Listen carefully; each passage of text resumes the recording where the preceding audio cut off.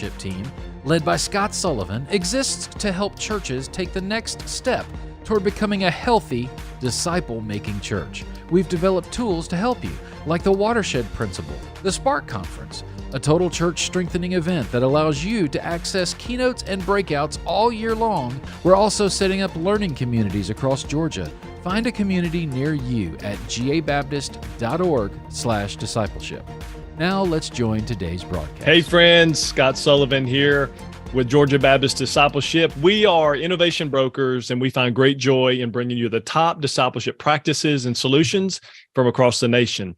And I've got two of my good friends with me here today, the illustrious Ken Adams, pastor of Crossroads Church in Newnan. He's also the president of IMPACT Ministries. And I tell people in regards to Ken, he was the guy who was doing discipleship, championing disciple making before it was even cool. I've also got the Carl Johnson with me. He's soon to be Dr. Carl, finishing up his doctoral degree here in the next few months, year. And he's serving as pastor of leadership development at Peace Baptist, and also serves as one of our discipleship consultants for the Georgia Baptist Convention. Now, make sure that you all listen to the end, and I'll share with you one way that you can win a new 2023 iPad Pro. So make sure you listen to the end. I'll give you that. I also want to remind you, for the listeners, to leave a comment, because we are going to be giving away some free resource today, and you don't want to miss that. And if you share today's link, you'll get double entry into that drawing. Now, Ken, we have a mutual friend in Craig Etheridge. He wrote a book called Bold was the title of it. And he writes in there that the United States is now number 3 behind India and China for the most number of people who are not professing to be Christian. So clearly everything we're doing is not working in our lifetime to make disciples, to solve and complete the Great Commission. We're losing ground. So let's talk about some key shifts that churches need to make to accomplish this Great Commission and make disciples. Carl, jump in with us with our first question. So Ken, just right off the bat, as we try to do discipleship in the local church, one of the things that we've discovered at Peace is, what do we really measure? And we like the fact that we've got, some healthy small groups. We got a good number of them, and we measure how many people come. And I think that's important. But that doesn't really, equate to you're really making disciples. And sometimes we get really confused about, what the win is, and even sometimes why we're actually doing it. And one of the things that I've tried to shift our focus to is, are we executing those things that the Bible says we should be doing in terms of being good disciples of Jesus Christ? And I leave the results to God. Am I pointing them toward the scripture? Am I pointing them toward the character of Christ, as your curriculum emphasizes? But what do we actually measure? I think the water has gotten really muddy when it comes to that. What would you have to say about that? Yeah. Well, Carl, first of all, man, what a great question. And honestly, that is the right question we need to be asking, man. And so you couldn't be more spot on with that. By the way, love being with you guys. And I just want to say, as a Georgia Baptist pastor myself, man, thank you guys for leading the way and championing us, really getting back to being churches that are disciple-making churches. So thank you for doing that. By the way, Craig's book, Bold, is a great book. I've read it and highly recommend that. But to answer your question, Carl, every church has a win. Every church has a target they're aiming for. Some are just trying to have a huge crowd on the weekend. Some are just trying to bring about reform, social reform in the community. Some are just trying to have really a sweet fellowship, and there's a lot of different wins. But the question that we need to be asking is, what was Jesus's win? And so Jesus really came to do two things. First of all, he came to make redemption possible, because a movement of multiplying disciples without redemption is irrelevant. And so Jesus came to make redemption possible, but he also came to start a movement of disciples that would make redemption possible to as many people as we could. And to have redemption being possible, and not work on a movement is irresponsible. So we need to make sure that we are measuring actually the results of the movement. And so we do want to measure conversion growth, but we also want to measure discipleship growth, which I believe is measured by how many fully trained disciples you develop. You know, a lot of denominational newsletters have lists of attendance, baptism, and giving, which all of those are important, and we measure every one of those in our church. I just think we need to have another category where we measure how many disciples have you made that are reproducing and making more disciples, because that is the win. That is the win that Jesus, in fact, if the disciples that Jesus had made did not go out and reproduce more disciples, we wouldn't be on this call today and we wouldn't be having this conversation. And it honestly, it wouldn't even matter. So the single most important metric is how many disciples are making more disciples. That's good. And this is a critical distinction, Ken, because many of our church leaders have this erroneous view of their why and their when. A couple of things that I am hearing people say is that I'm trying to grow my church, right? It's the evangelistic, not a disciple making church, and it's an evangelistic church. And man, I can give you all the data you need on that because I was in that church for 10 years until we made these shifts. Another view I heard, we're trying to meet the community needs, right? The social issues church, and we're meeting the needs is huge, but that comes out of who we are as a disciple-making church, or we want to give all people a connection. It's for all people, but that points to that connection is the point of what we do as a church, and it's not. We're not trying to develop a connection church or a fellowship church. We're a disciple-making church, and that's the marching orders that I hear you talking about so often. Now, Ken, there's another shift in the blog that you wrote, and it basically talks with the idea of a shift in the culture. William Vanderbloemen says, culture wins with everyone every time. And what I've experienced is you either set that culture or the culture develops around you. And our local church culture should support, maintain, and drive the mission. So give us some practical steps here to help a leader who may be listening and saying, you know what, I don't have a great culture, but I don't really know what the first steps are to build and develop and maintain a healthy culture. Yeah.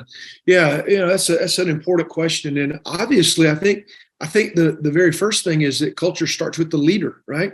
And it starts with the leader being authentic and modeling what he's expecting every other leader in the church to do. And so, clearly, you got a lot of leaders that are maybe wanting to see their churches be disciple-making churches, but they're not making disciples themselves. And so, it has to. Culture, I believe, has to start with the leader, but then it also, from there, it has to be communicated because, they say that, language shapes culture. I believe that, but language and action shapes culture. So just talking about it doesn't change it because people do what people see, right? And so I think, I really do think that if you came to our church and you asked people, what is our church about?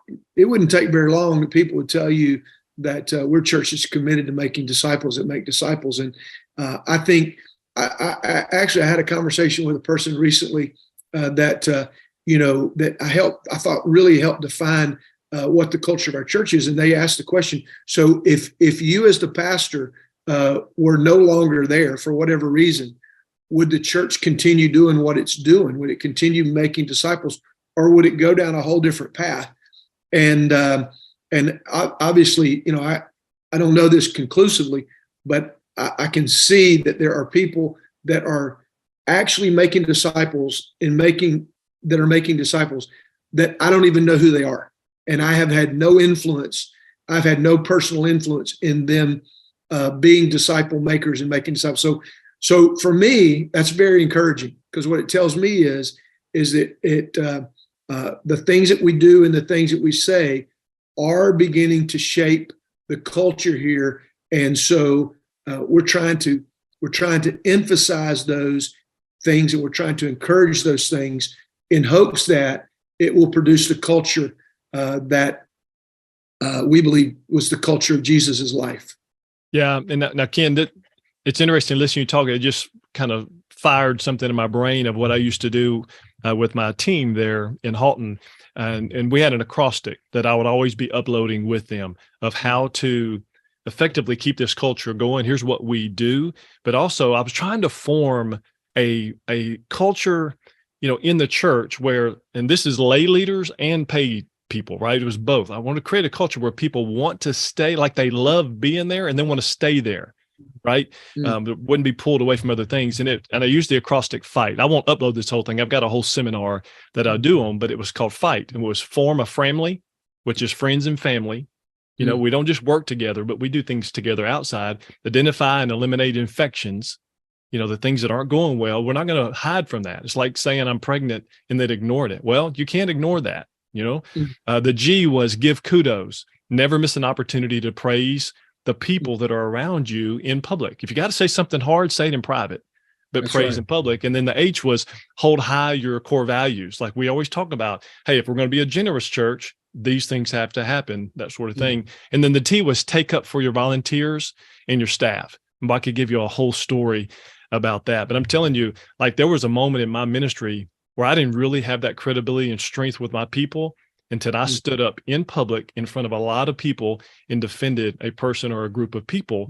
And then when you do that, boy, it just solidifies your leadership with them and they believe in there. So, Carl, I believe you got one more question here about mindset and programmatic shift. Yeah. And it's really still along those same lines as culture, because a lot of churches, the culture is programs, and people will literally come and ask you, what's your discipleship program? And I'm convinced that discipleship is a process, kind of what you were just talking about, Ken. That you've made disciples when that disciple goes out and make other disciples. And that process is not short. So how do we shift from this programmatic mindset or paradigm, make a paradigm shift to one that's more focused on making disciples? Not that programs have no place, but we have to be more people focused. So how do you move from that without destroying programs? Because they do fit and they do facilitate us making disciples, but somehow it's kind of gotten turned upside down, where everything is all about the program, and we forget all about the end goal of reproduction, that the commission that Jesus gave us. Yeah. I think that's such an important question. And, I don't dare want to make it sound like it's an easy thing to do, because that's definitely very much of a challenging thing. But again, I think it goes back to, if the leader is driving the process, and it's interesting, Carl, a lot of times is that if you've been through the process, you become the product, and you have no problem people buying into the process if they have been a product of the process. Does that make sense? Yes, I follow you. Not so much a program. Yeah. So it's interesting that Jesus, my take is Jesus never had a program. Jesus had a process. From the minute he started public ministry after his baptism, from the minute he started his public ministry, he was moving people through a process. They started out as unschooled, ordinary men, and they became world-changing leaders. And they didn't get there because they completed a program of 12 weeks. They got there because they walked through a process of transformation and of development. So they literally went through a process that made them totally different men. They had different character and they had different conduct, which is what qualified them to go out and reproduce the process. This is a mindset that is, it is not easy to change. I'm not dare going to say that, But it is so important that we get back to the idea that discipleship is not an add-on to everything else that we do. It is what we do. Disciple making is the mission of the church. It's not a part of the mission of the church. That's this discussion. Oh my gosh, my head's about to explode. This discussion on the shift of the programmatic church, because I'm just telling you, I was part of the author of the programmatic church. I've been there, and there ain't nobody who does programming better than I do. I'm just telling you, it is, and the shift that we had to make is so difficult. Let me offer two thoughts here, and then I want to go one layer deeper with you, Ken, and Carl, I invite your response in this as well. So one thought is, fight for the relationship, not to assert your authority. So here's what I mean by that. When you are making these shifts to get away, because the programs have a place. I mean, they developed because there was a need. So the programs can help you accomplish the mission, right? But it's got to stay in focus. But when you're making these shifts, you can make a lot of people mad and you can lose your job. Well, here's what I learned. Fight for that relationship, not just assert your authority, because sometimes we're battling and we want our way. And here's what I learned. If we win our way and lose the relationships, we still lose.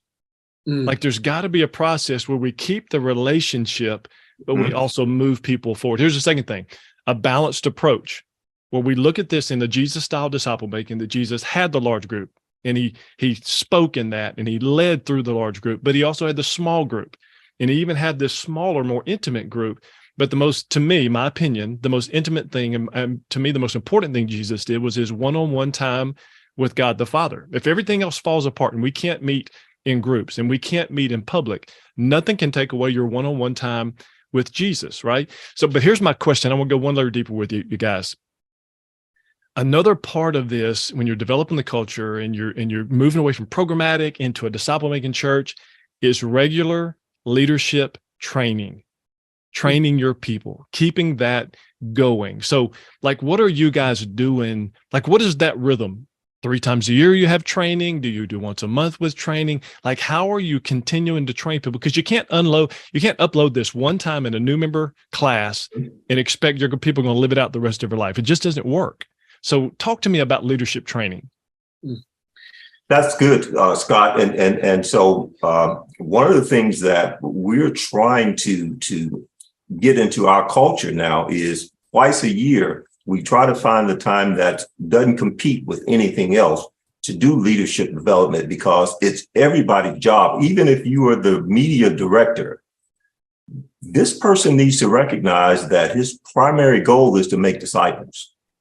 And once you develop that leader into that mindset that, you know, he's doing everything to the glory of God and he understands that he's a disciple of Jesus Christ, he's not just showing people how to run those cameras or use that soundboard, but how to be a good disciple of Jesus Christ. And that's going to require leadership development training when that person's going to have time, because those guys are really busy with the technical stuff that they have to do. And so I know I'm getting into the weeds here, but I'm really trying to figure out how to get every leader to recognize that our business is making disciples, not to have that tunnel vision into what you do in particular, but look at the broad picture of making disciples who make disciples. And trust me, I have not figured this out yet, but at least I know that I've got something to figure out and we haven't nailed it yet. Good word. Ken? Yeah. Oh, Scott, I'm hung up on something you said a minute ago. You said, you're talking about how, people go through this process and how you get to this process concept. And, I just was thinking about the fact that when Jesus told his disciples to go make disciples, nobody ever said to him, that won't work. And the reason they never said that won't work is because it had worked with them. And so honestly, he didn't have to get them to buy in. They were already bought in because this is how their lives had been changed. And it's interesting that in John chapter 20, verse 21, he says, peace be with you, as the Father has sent me, so I'm sending you. And so it was honestly, it was the natural thing for them to do, to go back out and reproduce the process that they had happen with them. And so kind of goes back to what we said a minute ago, that if we want to become a process-driven church, what we have to do is just, find a few people, work the process, and then in turn, if the process has worked, they will work the process. You don't have to sell it, and you don't have to fight over it. You don't have to have a business. Quite honestly, you don't have to vote on it. It just happens. Yeah. And so That's a good word. I had to unpack that. And so you might have to remind me what the other question was. Yeah. Well, the other question really was just about leadership training, because I see this, there's a deep cavity of leadership training right now. Like, we're just not doing it enough. Yeah. And I got to speak to that, Scott, because we went down this trail for a long time, and we've come to the conclusion, make this simple. We have an every month, what we call leadership community. We do it the first Monday night of every month. We invite all of the leaders, not everybody that's serving, but we invite all the leaders into a session together. We actually provide dinner for them so that they have no excuses and they can get there, because they're usually coming in after work, and it's another night of the month. We're asking them to come out, so we're trying to bless them with that. And then what we do is every other month we do it as a large group, and I do vision casting and strategy with them. And then the opposite months, they actually meet with their leadership, with their ministry team. So small group leaders go together, children's ministry go together, student ministry go together, hospitality goes together. So we have I say this to them every month. This is the most important thing we do, because if you're not keeping the healthy, you're in trouble. Yes. And so, funny thing about this, Scott, is that years ago, Baptists had a great idea. It was called a weekly Sunday school teachers meeting. And what they were doing is that they were pouring into and equipping and helping, supporting Sunday school teachers. It was a weekly workers meeting or something of that effect. And a lot of churches have gotten away from that. And yet it was a great thing that we did.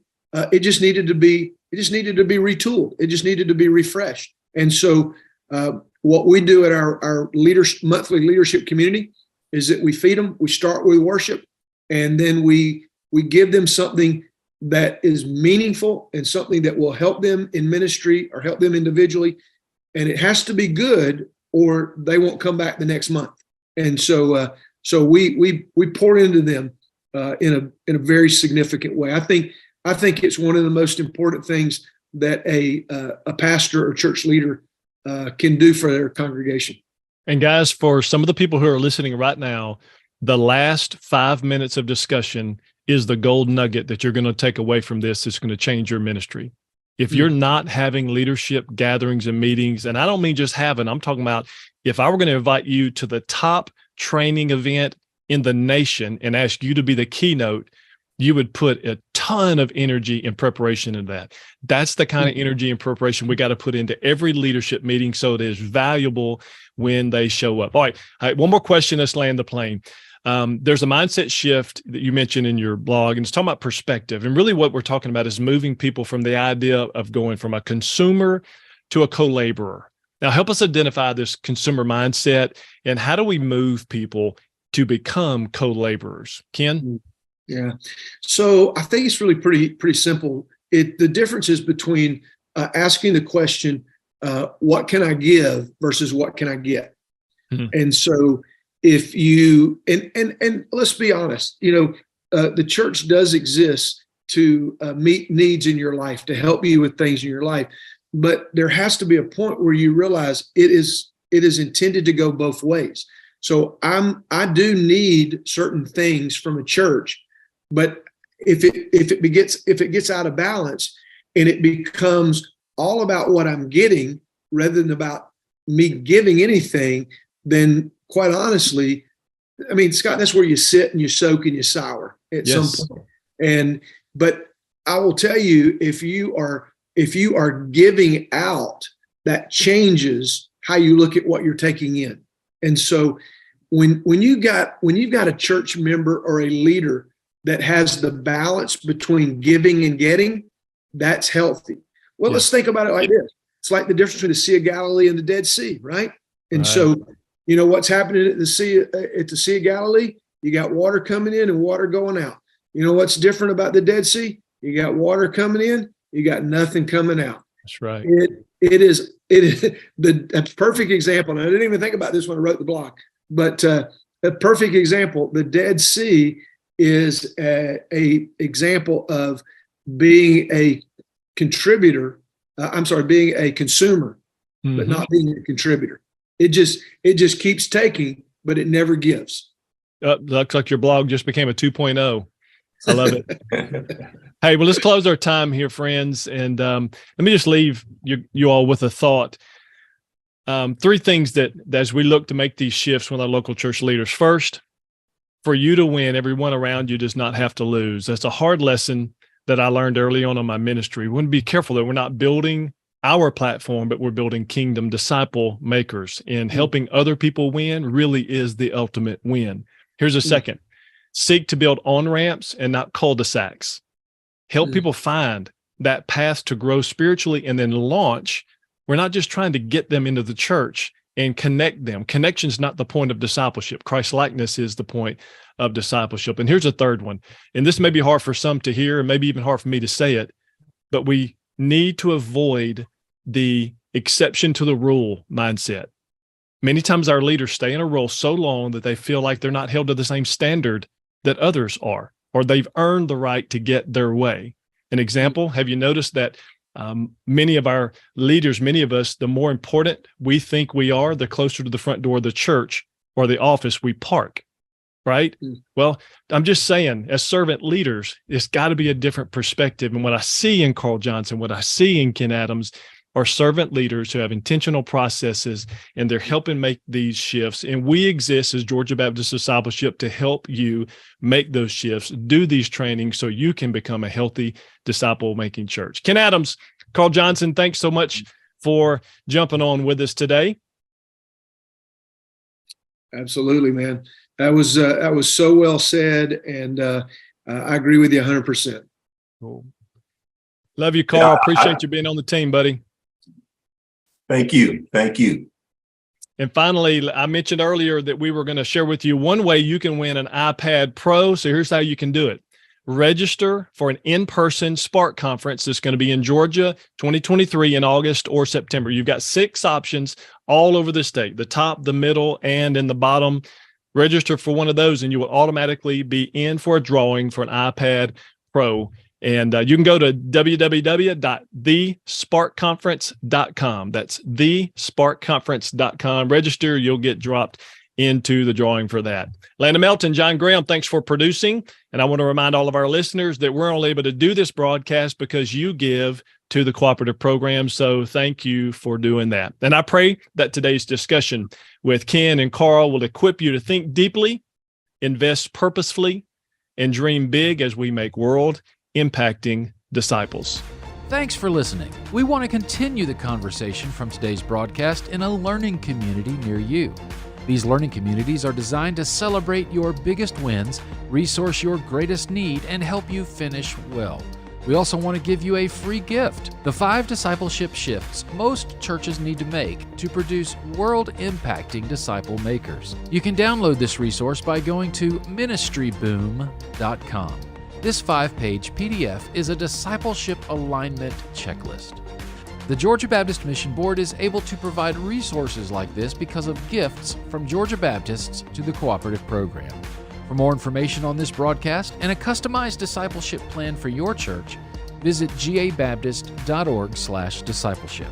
Engage with us on your time through Facebook, Instagram, YouTube, and all podcast platforms. Lastly, if you've benefited from this conversation today, please share this with a friend as we seek to help churches make world-impacting disciple makers.